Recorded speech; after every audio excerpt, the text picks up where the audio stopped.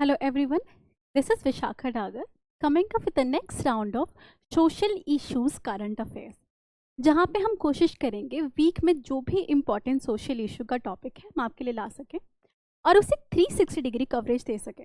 उसी सीरीज में आज हम आपके लिए ला रहे हैं एज ऑफ कंसेंट और which is actually related to the POCSO act. तो ये दोनों आपस में कैसे रिलेटेड हैं हम उसके बारे में डिस्कस करेंगे ना। जब ये दोनों न्यूज़ में आए तो साथ में रोमियो जूलियट एक्ट भी न्यूज़ में आ गया। So we will discuss this Romeo Juliet clause as well. ये क्या है और क्यों ये इन दोनों के साथ न्यूज़ में है वो हम आज के वीडियो में डिस्कस करेंगे। तो लेट जस्ट मूव अहेड। सबसे पहले हम ये जानते हैं दीज आर द थिंग्स जो कि हम डिस्कस करेंगे, but we need to understand why age of consent और द रोमियो जूलियट क्लॉज और the POCSO is in news these days. Then the reason is a recent judgment given by the Karnataka High Court, in which the Karnataka High Court asked the Law Commission of India to rethink the age of consent clauses that are available in IPC sections of India. उसको ज़रा rethink करें ना। Karnataka high court ने law commission of India को ऐसा क्यों कहा? Karnataka high court का बेसिस ये था, दे सेड कि we are witnessing the rises number of false cases under the POCSO act. What kind of false cases? Karnataka High Court says कि often what happen is a girl जिसकी as जो है lying in an age of 16 to 18 often falls in a love with a boy. They fall in love and then they elope. In between they have a sexual consensual act among these with each other. But what happened is जो लड़की की जो family होती है, girls family, fire an FIR against the boy. They file an FIR and the boy is arrested and incarcerated in the case of the POCSO Act, a case of sexual offense. As the case of sexual offense is filed against the boy under the POCSO Act, leading to his jail. ऐसे rising false cases की वजह से Karnataka high court has asked the law commission of India to actually reconsider the age of consent. तो उसमें मैंने बहुत सारे word use किए, जैसे पहली बात एज ऑफ कंसेंट क्या होती है, क्यों यहाँ पर रेलेवेंट है। दूसरा पॉक्सो एक्ट है क्या, जिसके अंदर हम एक्चुअली किसी को भी सेक्सुअल ऑफेंस के अंदर जेल में डाल सकते हैं। साथ में ये भी जानना ज़रूरी है कि Y whenever there is a consensual act in between a girl and a boy can be charged with a sexual offense. जब सेक्स एक कंसेंशुअल सेक्स था तो फिर आपने क्यों उसको सेक्सुअल असॉल्ट के अंदर डाला and how is this legitimize? तो इस पूरी पहेली को हम एक एक करके सुलझाएंगे। But before we understand that, सबसे पहले हमें समझने की ज़रूरत है कि एज ऑफ कंसेंट होती क्या है। नाउ चलिए ये समझने से पहले let's understand section 375 of the IPC जो कि इस चीज से डील करता है। Now section 375 of the IPC deals with the case of the sexual assault और अब्यूज। नाउ अगर if you go by the definition of section 375 of the IPC जो कि मूवी सेक्शन 375 में डेल्ट भी किया है, it says any act or any sexual act in between the two individual done without the consent of one is actually considered as a sexual assault or abuse. जब एक या दो लोगों की कंसेंट ना हो तो ऐसे केस में उस तरीके के एक्ट को एक सेक्सुअल अब्यूज माना जाता है। That means a sex can only be legitimize only if it is consensual. तो ये जो आपका 375 है ये सिर्फ कंसेंशुअल एक्ट्स को रिकॉग्नाइज करता है, otherwise you can file a case of rape against section 375 of the IPC. Now what do you mean by consent? Consent is an act of saying yes. Now there is a catch in IPC 375. It says a yes can be over regarded or can be sidelined in certain cases. जो consent है उसको हम side में रख सकते हैं और person को फिर भी जेल में डाल सकते हैं in only certain cases, because article 375 consent को एक हॉलिस्टिक नज़र से देखता है। It doesn't consider it as an act of only saying yes, but it says yes in a state of mind which is capable, free and able to understand the consequence of its action. That means yes सिर्फ उस इंसान की yes मानी जाती है जो कि अपने भले के बारे में सोच सकता है और is able to understand the consequences of its action. Thus, there is certain cases in which जहाँ पे हम consent of a victim अगर दी गई है तो उसको हम साइड में रख सकते हैं, और जो उसके अगेंस्ट जो एक्ट हुआ है उसको हम जेल में डाल सकते हैं if the person was not capable of making decision for themselves. तो चलिए मैं एग्जाम्पल लेके आपको समझाती हूँ। Now let me take an example. There are certain cases like intoxication. What if a girl is drunk or drugged? Now in that case, if a person asks for the consent, there is a high possibility she may say yes. But that yes was not in a sound state of mind. Now in such a case, a sexual act in between the two individuals can be considered as a taking advantage of that girl because she was not capable of making decision for herself. And thus, Section 375 says that a consent can only be considered as a consent अगर वो fully aware state of mind में ली गई है तो। Thus, ऐसे case में हम consent को साइड कर देते हैं और the consent is not taken actually as a consent. Second case, if a consent is given under influence or pressure, किसी ने कास्टिंग काउच हुई बॉलीवुड में, बड़े न्यूज़ में था recently, many actresses has said कि they had to give some favour in order to be cast. Now such a consent which is done under influence कि आपको ये रोल मिल जाएगा या किसी ने अपनी पावर को यूज़ किया, that consent is also is actually side lined.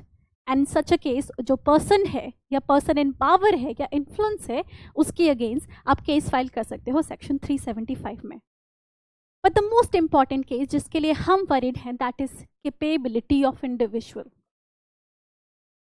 Not intoxicated, not under influence, but their mind is not capable of taking an aware decision.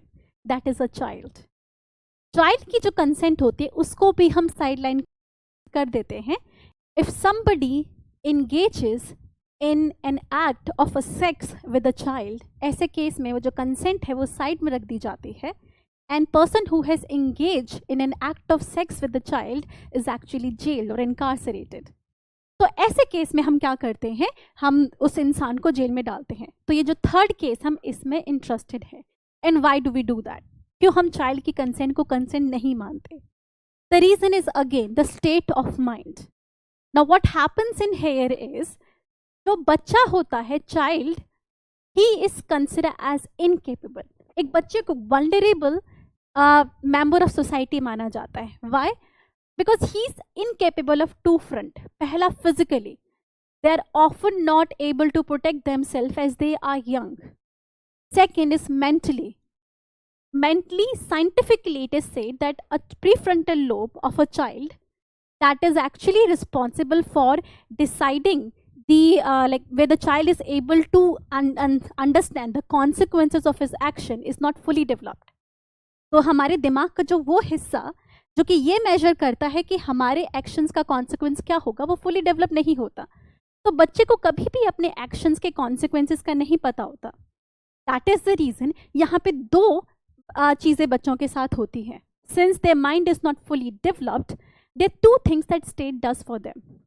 पहला, number one, if a child engages in a crime, now the punishment for a child is lesser. उनके rehabilitation पे ध्यान दिया जाता है, punishment पे नहीं। ऐसा क्यों? Because the child was not capable of actually thinking rationally. उसको उससे कॉन्सिक्वेंसेस का नहीं पता था। And we say if a crime is committed by a child, it is actually the fault of society जिसने उसको सही values नहीं दे पाए, because child at best is an imitator. तो first benefit that state gives उसकी actually punishment कम कर देती है, but at the same point of a time, state जब उसकी punishment कम करती है तो उसे decision भी छीन लेती है। A right is taken away, that is right of a child to make decision for themselves. Often state act as a guardian और इवन मतलब स्टेट गार्जियन का रोल प्ले करता है, या फिर पेरेंट्स या फिर जिस इंस्टीट्यूशन में चाइल्ड है वो उसके गार्जियन का रोल प्ले करते हैं। The decision making power of the child is taken away from them till they develop the capacity to understand the consequence of their action. Age of consent यहीं से आती है। The consent of a child, the decision making of a child is not consider in this case. अगर वो किसी sexual activity में consent देते भी हैं तो वो कंसेंट उनकी कंसिडर नहीं की जाती। एंड दस if somebody engages in an act of a sex with a child, even if the child has given consent, now that is in case of a sexual assault because the child was not capable of deciding for themselves. इसीलिए various laws are made in India to protect a child from such a crime. इसमें से one of the act is actually ever since हमारे जो evolution of law हुआ वो इसी motive से बनाए गए. जैसे 1891 में हमने age of consent bill pass किया जहाँ पे चाइल्ड की जो कंसेंट की एज है वो 10 से 12 कर दी गई. That means any child specially girl child below the age of 12 even if say yes to a sex will be considered as a rape or sexual assault to her. कोई भी जो उसके साथ सेक्स में एंगेज करेगा because she is not fully capable, whether married or unmarried. इसके साथ हमने prevention of child marriage act लेकर आए. हमने जो अर्ली मैरिजेस भी विड्रॉ कर ली so that you know child जब चाइल्ड फुली केपेबल हो तभी वो डिसीजन अपने लिए ले सके. And the most important thing in here is in POCSO act. POCSO act does the same thing. It attempts to provide the same kind of protection to a child. जिस mentality से हमने अभी तक सारे लॉज बनाए हैं. तो चलिए सीधा लेट्स अंडरस्टैंड कि पॉक्सो एक्ट एक्चुअली होता क्या है. तो बहुत जल्दी से हम पॉक्सो एक्ट को रिवाइज करेंगे, अंडरस्टैंड करेंगे. Number 1, what is POCSO act? POCSO act is a prevention of child from sexual activities. Sexual act, हम चाइल्ड को सेक्सुअल असॉल्ट एक्टिविटीज से बचाना चाहते हैं. That is actually POCSO act जो कि हमारे 2012 में आया था. इसके क्या प्रोविजंस हैं? सबसे पहले इसके intention. It is made with the intention to protect the child from the sexual act. So first of all it actually categorizes various kind of sexual assault जो कि एक बच्चे के अगेंस्ट हो सकते हैं.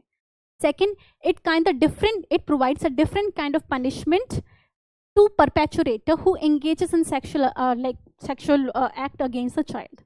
जैसे if a sexual assault is done by a guardian like a parent or like institution, in such a case the punishment is harsher to the extent of even life imprisonment, because that if the crime done against the child is done against the entire society. Third, it actually provide a child friendly mechanism to ensure the justice to a child. जहाँ पे हम special courts बनाते हैं बच्चों के लिए, special courts for the child. We ensure कि ऐसे सवाल ना पूछे जाए बच्चों से जिससे कि उनकी मेंटल हेल्थ इंपैक्ट हो जाए. We ensure perpetrator doesn't come in front of them. और हम स्पीडी ट्रायल देने की कोशिश करते हैं unlike the normal judicial process of India.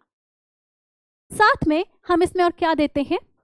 We actually also incentivize that a good Samaritan or a good individual should come in front to protect a child, in which if somebody has given an information in good faith where they have seen a child is being assaulted, now that person, no case will be fired or he will not be made vulnerable in such a case and he instead will be like appreciated. तो अगर आप आसपास देख रहे हैं किसी बच्चे के साथ सेक्सुअल असॉल्ट हो रहा है, आप पुलिस में जाके कंप्लेन कर देंगे, then police will not act against you, instead against the perpetrator. This is provided in the section 19 of the POCSO Act. On the other hand, in order to prevent the misuse of this act, section 20 to provide the punishment whosoever engages in the misuse of this act. इस act को use करके अपने personal vendetta को establish करना चाहते हैं. Now, the other important thing, यहाँ पे जो दो important laws हैं जिसकी वजह से ये न्यूज में है उसको हम डिस्कस करते हैं. That is age of consent and overriding principle of the POCSO Act. Let's understand overriding principle. Overriding principle of the POCSO Act says, पहले यहाँ से समझते हैं age of consent फिर overriding principle. Age of consent says, if an individual gives the consensus to a sexual act, that consensus will not be considered as a consensus. अगर बच्चा sex के लिए हाँ बोलता है तो उसको नहीं कंसिडर किया जाएगा as a yes, because they are not fully capable of making decision for themselves. And that, और वो जो बच्चे की एज है वो यहाँ पे 16 से 18 कर दी गई. तो any child below the age of 18 if say yes to the sex and sex is committed with them, then that is a crime. This is what POCSO act says in order to protect a child. साथ में it says that if there is any existing personal law in the country that justifies the child marriage, that means marriage between the individual below 18 or the sexual activity in between the child below the 18, then those law actually will not supersede the POCSO law. तो जो POCSO है वो उन्हें supersede करेगा, override करेगा. That means अगर कोई law justify कर देता है कि नहीं माइनर्स की शादी हो सकती है, तो पॉक्सो ओवरराइड करेगा एंड पॉक्सो के अंदर जो पनिशमेंट होगी वो मिलेगी. तो चलिए, ये था पॉक्सो एक्ट. अब हम ये समझ गए. Now it is this provision which is actually contested these days. Why is this contested? इसके कंसेंट पॉक्सो के एक्चुअली जो इश्यूज इसके अगेंस्ट एग्जिस्ट करते हैं वो बहुत सारे हैं. जैसे पहले से एग्जिस्टिंग ये था कि बहुत ज़्यादा सीवियर पनिशमेंट दे रखी है, लाइफ इम्प्रिजनमेंट. एंड ऑफन जो केस होते हैं वो रिलेटिव से इन्वॉल्व होते हैं.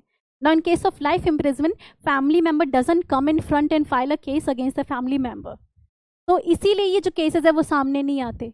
Another actually concern against the POCSO act is the pendency, जहाँ पे हम कहते हैं कि nearly 2.26 lakh cases are actually pending in the special court so far. तो फिर POCSO act is not serving its true intent. But what we are concern in here is the age of consent. हमारा जो as जो actually हम जिसे actually यहाँ पे concern है, that is age of consent. Because of this age of consent, the POCSO Act has been misused all over the country. आप चाहे कर्नाटक हाई कोर्ट ले लो, चाहे तमिलनाडु हाई कोर्ट ले लो, चाहे supreme court of India has highlighted this issue over and over again and again. Now how is this misused? Often parent इसे personal vendetta को establish करने के लिए यूज करते हैं. Now NCRB and various report of the court has says कि जो parents हैं वो पॉक्सो एक्ट के अंदर केस फाइल कर देते हैं in order to settle a property dispute. दो फैमिलीज के बीच में प्रॉपर्टी डिस्प्यूट है और पेरेंट्स क्या करते हैं, अपने बच्चे को सामने करके बोल देंगे कि somebody has engaged in a sexual assault with a minor and they use it as a tool to settle the dispute. कभी कभी मैट्रीमोनियल डिस्प्यूट्स को भी सेटल करने के लिए यूज होता है. इन अ फेमस केस जहाँ पे Anup Kumar versus state of Kerala case हुआ था, there was a matrimonial dispute और the case of a child custody. एक 15-year-old girl was involve in this case, जहाँ पे हस्बैंड एंड वाइफ सेपरेट हो जाते हैं and husband also had a shared custody कि he can meet her once in a while. But wife did not want this, so wife actually taught the daughter to file a case against her own father. तो daughter ने case file किया. Later on court find out कि it was actually a false case. The daughter was asked to do so. Now in such a case जो child है वो it doesn't have such a mental state to understand the consequences, but वो इसके victims हो जाते हैं. Another case is a casteism or religion. Often the boy and a girl both are minor and both fall in love in each other and are actually interacting with each other, but जो family members है वो two different caste से religion से belong करते हैं. Thus in order to settle the score and to jeopardize this relationship, जो girl या तो लड़की के लड़के के जो पेरेंट्स होते हैं वो जाके पॉक्सो एक्ट के अंदर केस फाइल कर देते हैं that our child is a minor and they have engaged in a sexual activity. Now this is actually a case clause in here. In case of love marriages, the two couple engages in a sexual activity because of driven by consensus. But the moment it is being established that there was a sexual activity in between the two, the consensus doesn't matter in POCSO Act. If a child is a minor and there was a sexual activity, especially with her, then often boy is vulnerable. अगर वो by chance 18 की as cross कर लेते हैं, then boy is actually a case is filed against the boy under the POCSO Act. And this अक्सर होता है कि the girl may be 17, the boy may be 19, or the girl was 17, the boy was also 18 at that time, just crossed the age. और ऐसे बहुत सारे cases होते हैं. तो doesn't matter वो consensual था या नहीं था. And thus जो बहुत सारे बच्चे होते हैं वो मॉरल पॉलिसिंग का शिकार हो जाते हैं. The society does not approve of such act. तो यहीं से हमारा मेजर कंसर्न शुरू होता है, वेयर दिस एक्ट बहुत सारी सोशल एक्टिविटीज एक्टिविस्ट कह रहे हैं कि this provision, the sole provision of this act is going against its original intent. It is not protecting the child, instead it is making them more vulnerable. जहाँ पे the minor boys are actually sentenced. They're sent to the jail and after 2 or 3 years, whenever they come out, the punishment is lesser. Because of the entire process, they come out as a hardcore criminal. Tamil Nadu का जो case था वहीं पे कुछ ऐसा ही हुआ. और आप ट्राइबल कस्टम भी देख सकते हैं। यहाँ पे एक और जो इम्पॉर्टेंट इशू जो कि हाईलाइट हुआ था एज ऑफ कंसेंट में, जिसकी वजह से ये पूरी न्यूज़ दोबारा न्यूज़ में आई थी, is that the POCSO act और prevention of child marriage act is coming in is actually opposite or is antagonizing the tribal customs or right. Now जब आप ट्राइबल हिस्ट्री पढ़ेंगे, ट्राइबल कस्टम पढ़ेंगे, you would realize that many tribal customs in India promote the youth dormitories. That means अगर puberty की as आ जाती है and the adolescents are interested in each other, तो भी child dormitories में एक दूसरे के साथ रह सकते हैं with or without the marriage. They engage in active sexual activity with each other and often lead to pregnancy. And there was a case जो कि recently कर्नाटक में हुआ, या थोड़ा communities के जो tribes के साथ हुआ. The girl was around 17, the boy was around 19, the girl was pregnant, और उसी के साथ जो आपकी आशा वर्कर्स ने जाके केस फाइल कर दिया पुलिस में. Boy was held और उनको एक्चुअली सजा भी हो जाती है आसानी से. Most of the time the case in here is the tribals are not aware.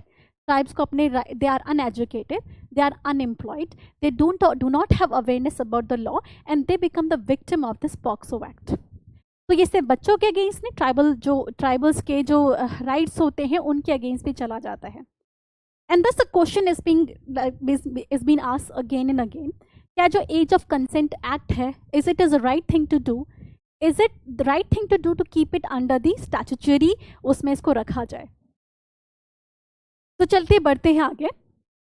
अभी तक हमने एक साइड सुना जहाँ पे जो एज ऑफ कंसेंट है it has become a problem to the people, जहाँ मॉरल पॉलिसिंग हो रही है, बच्चों के अगेंस्ट यूज़ किया जा रहा है, ट्राइबल के कस्टम्स के अगेंस्ट जा रहा है और जो चाइल्ड राइट है उसको हर्ट करता है. चलिए आगे समझते हैं. If the age of consent is such a problem that it is going against the child itself, then why are we keeping this? Then state के पर्सपेक्टिव को समझते हैं. नाउ व्हाट डज स्टेट से इन हियर? स्टेट के कहती है कि we brought this law in the interest of the child itself. हम बच्चों के लिए लेकर आए थे. पहली बात दे सेज कि चिल्ड्रन 16 से 18 या उस एज के बीच में they are not capable of making decision of them self and often even now specially in modern times fall victim to child grooming और ल्योरिंग. जो एडल्ट होते हैं वो आसानी से चाइल्ड को ल्योर कर लेते हैं. इंटरनेट पे there has been rising cases कि फेसबुक और इंस्टाग्राम के through the adults are reaching the child और उनको एक्चुअली ग्रूम करते हैं ऑनलाइन या फिर उन्हें सेक्शुअल एक्टिविटीज़ करवाते हैं. And in such a case vacuum of law can actually goes otherwise, child के इंटरेस्ट को हर्ट करेगा, विच is actually a very valid argument. Modern time need more protection for the child. Second, the consequences of the sexual activity in between the teenagers that often lead to the teenage pregnancy. और teenage pregnancy के consequences उसकी health, education, empowerment तीनों पे बहुत होते हैं, specially एक girl child के लिए. Now let's consider education. A girl like pregnant at the age of 16 or 17 cannot easily pursue her education. There is a taboo in society, she cannot finish her education and actually eventually she is forced to get married. उसको शादी करनी पड़ती है और वो कोई भी अपनी राइट्स के लिए आगे नहीं लड़ पाते. Third is the concern of health. What was the original intent to actually increase the age of marriage was that to prevent the child pregnancy. Because the child pregnancy increases the case of infant mortality rate and maternal mortality rate, which is true. अगर आप IFPRI की report देखेंगे जो कि एक international organisation है, it says that whenever a child or a girl child is pregnant before the age of 21, there are 30% increase in chances of rising infant mortality and maternal mortality. So it is not good neither for the child nor for the girl child.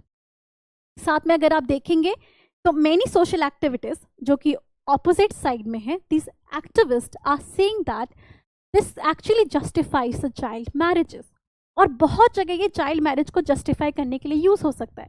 जहाँ पे UNICEF की report कहती है कि 27% of the girls in India are married before the age of 18. इसका एक famous case भी है, कर्नाटक में केस हुआ in which a girl below the age of 18 was married to a boy above the age of 21.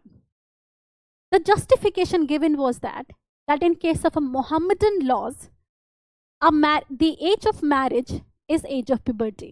अगर by the way a girl reaches a puberty, then she is actually allowed to be married or engage in a sexual activities. And thus ये जो आपकी and इस तरीके की जो argument होती है वो आसानी से चाइल्ड मैरिज को प्रमोट करने के लिए भी यूज हो सकती है. This often happens as well. Now, good thing in this POCSO Act is कि it actually says that POCSO Act overrides any personal law. So, Mohammedan law या फिर Shariat law cannot be justified as a reason to actually promote the child marriages. And thus, POCSO Act is actually a good safeguard for the children.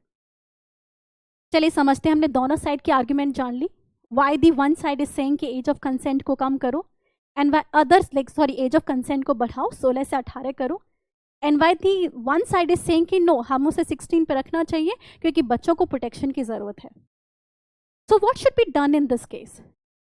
इसको समझने के लिए हमें एक चीज समझना बहुत जरूरी है, that there should not be extreme side. The fact is the argument on both sides is driven by the concern for a child. The intent is to protect the child. And thus we don't need to take, हम एक extreme side लेने की ज़रूरत नहीं है. हम एक middle path curve कर सकते हैं जो कि बच्चे के इंटरेस्ट को प्रोटेक्ट करे. जैसे पहली चीज़ हमें जो ध्यान रखने की ज़रूरत है, that we need to understand that any law should be not only just, like should be just, fair, protective of the child, but at same point of a time reflect the modern reality. हम कोई भी law क्यों ना लाए, उसे modern reality को reflect करना चाहिए. And the modern reality is that these days the adolescents are attracted to each other. They are infatuated with each other. And why are we saying these days? हमने Romeo Juliet जब लिखी, हमने राधा कृष्ण की जब कहानी बताई थी, these were the teenage love stories. So teenagers are attracted to each other for a really long time. So they एक normal modern times में एक normal infatuation है, attraction है, और even sexual exploration भी है. We cannot deny that. So any law, whether it allows the persecution of the case or investigation of the case, should keep this in mind. इसको ध्यान में रखे ही persecution है वो allow करना चाहिए. दूसरा, and thus driven by this हमें लॉज के रिफॉर्म की ज़रूरत है. आउटराइट रिमूवल की नहीं, रिफॉर्म की ज़रूरत है. जिसमें सबसे पहले हम ध्यान रखेंगे कि जस्टिस वर्मा कमेटी, जो कि एक्चुअली गर्ल चाइल्ड को प्रोटेक्ट करने के लिए या सेक्सुअल ऑफेंसेस से डील करने के लिए बनाई गई थी, it itself says that under POCSO law we need to reduce the age of consent from 18 to 16. हमें एज ऑफ कंसेंट को 16 से लाने की ज़रूरत है जिससे कि हम बच्चों को बचा सकें. But there is one thing important in here. हमें ज़रूरी नहीं है कि हमें बिल्कुल एक्सट्रीम रिएक्शन लेने हो. Now to prevent this extreme reaction, हमें इंटरनेशनल स्टैंडर्ड्स हम देख सकते हैं. We are seeing these days कि बहुत सारी कंट्रीज ने एज ऑफ कंसेंट रिड्यूस कर दिया. Like for Nigeria, it is 11. Japan is thinking 16. It is debated in the Japan all over in the country. But what France has done is chosen a middle path. एक पहली बात तो as of consent को कम कर रहा है. दूसरा, it has put a special clause in there in which it says कि a safeguard is provided to a minor boy. ये सेफ गार्ड कैसे है? That if a consensual sex happen in between the children of having the age difference of 5, then in such a case उसमें बच्चे को, जो boy है, उसको protection मिल सकती है. तो अगर बाय द वे लड़की 17 ईयर है तो उसके बाद चाहे 18, 19, 20, 21 और 22 तक के जो मतलब इस जो एज ग्रुप में जो लड़के होंगे उसके साथ sex can be allowed. Why? Because they are teenagers. Maybe अगर हम 5 नहीं चूज करना चाहते तो 3 चूज कर सकते हैं और 4 चूज कर सकते हैं. But this is actually clause in between कि जब दो टीनेजर्स के बीच में सेक्स हो रहा है, age difference is only 5 year, we do not have to consider is an act of जहाँ पे एडल्ट एक माइनर को मैनिपुलेट कर रहा है. ऑफन एक 16 है, एक 17 की एज है, एक 17 है, एक 18 की एज है. ऐसे केस में these are just teenager who actually trying to actually वो जो अपने रोमांटिक रिलेशनशिप है उस रिलेशनशिप को एक्सप्लोर करते हैं. And this Romeo-Juliet Act, which was actually applied in France, can actually be used in India. जिससे हमें एक विंडो मिल जाएगी माइनर बॉयज़ को बचाने के लिए. साथ में कोई भी यूपीएससी आप आंसर लिखेंगे तो कभी भी आप बिल्कुल ओवर ऐसा आंसर नहीं लिखते कि loss can give you any solution. Loss आपको रास्ता दिखा सकते हैं, लेकिन उसको इम्प्लीमेंट करने में हमेशा सोसाइटी ही आपकी मदद करेगी। If the society is not there to help you, laws बहुत इनइफेक्टिव हो जाते हैं। जैसे dowry prohibition act is one of the act which is said कि most ineffective law in India. To prevent that what is most needed is social awareness. तो social awareness में हम क्या कर सकते हैं? We can actually add a curriculum of sex education, curriculum on age of consent or the sex of consent, and it is not new in India.